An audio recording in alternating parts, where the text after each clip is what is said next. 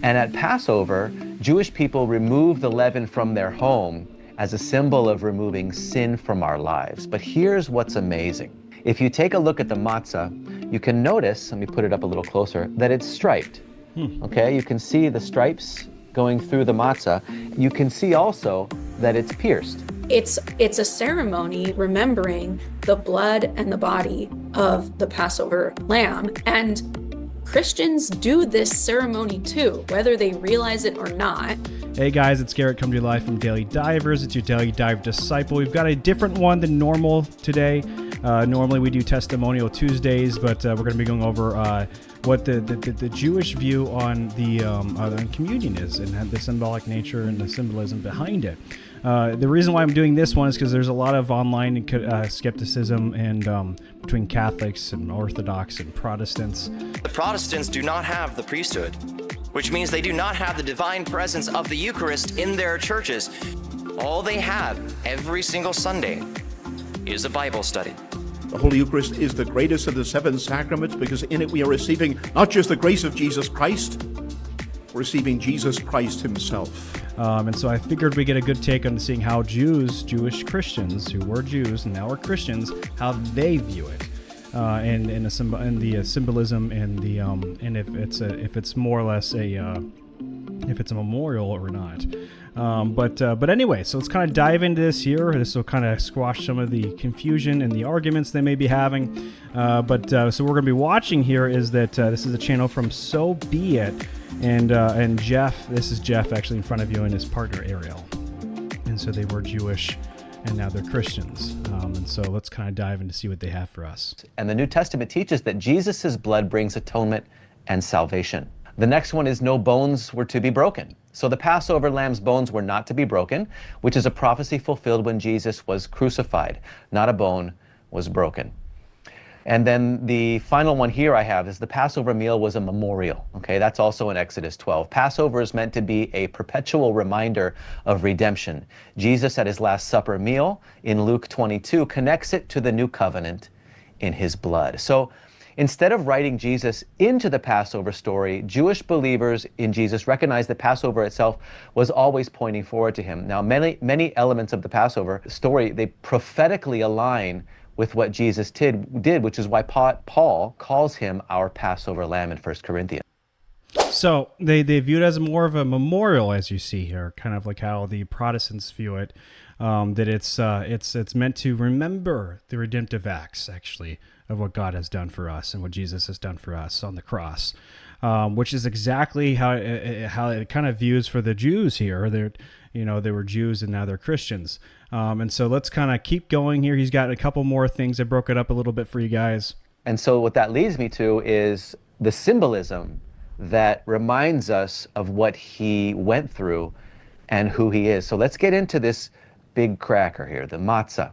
We know that the matzah is unleavened because the people of Israel, they left Egypt in haste, bechipazon. That word is also used in the book of Isaiah to describe the new Exodus that's coming, that Isaiah is prophesying. And so the Israelites left Egypt in haste.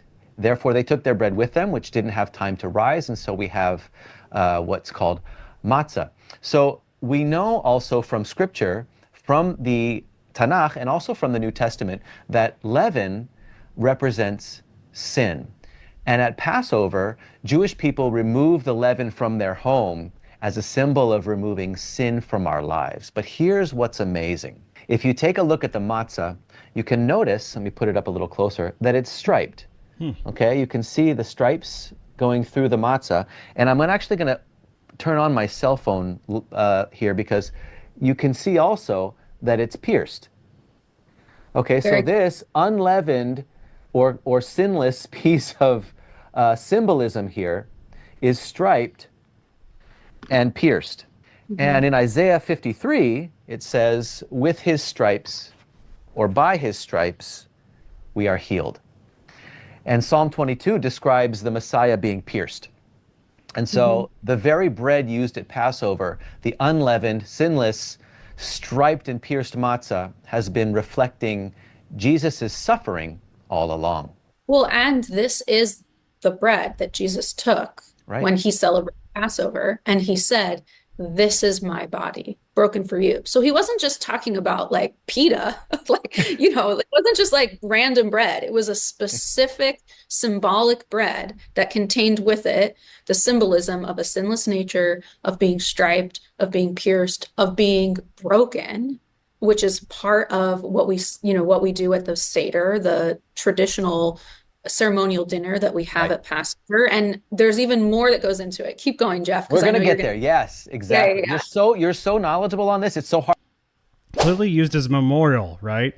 And so it literally represents. So when Jesus said, "This is my body," he used the stripes, right? And he was pierced. To remember him by, as he said, in remembrance of me, memorial. And they did this even for the Passover meal. So that's kind of what I said in my video too. Relates to the Passover meal directly. It's in remembrance, memorial. And which is kind of cool that they kind of say the same thing. And I honestly, I didn't even know they did. I just came across this video. Kind of, I guess God's kind of confirming my thought process or what He's taught me there. And so let's keep going into this. This gets really interesting. It even talks about the cups you drink from. I see it pointing to Yeshua, and we're not done yet. There are four acts, so to speak, in the drama of this Passover Seder, and we have four cups, okay? So we drink four cups of wine in these beautiful crafted cups. And the first cup is the cup of sanctification, where we pour the wine and we do the blessing. We drink the cup of the sanctification. It starts the evening. And then there's the second cup, which is the cup of plagues. The third cup is the cup of redemption, which is the focal point of the entire ceremony. And then we finally have the cup of Hallel, or the cup of praise. And so this cup, the cup of redemption, is the cup that Jesus lifted at the Last Supper. And he said, "This is the cup of the new covenant in my blood." Okay, just like you said earlier, on Passover, it wasn't just any cup, it wasn't just any bread, it was the unleavened bread on the Passover. It was the cup of redemption on the Passover. And so he was literally telling his disciples, hey, you know this cup that represents redemption? Guess who it's really about? It's about me.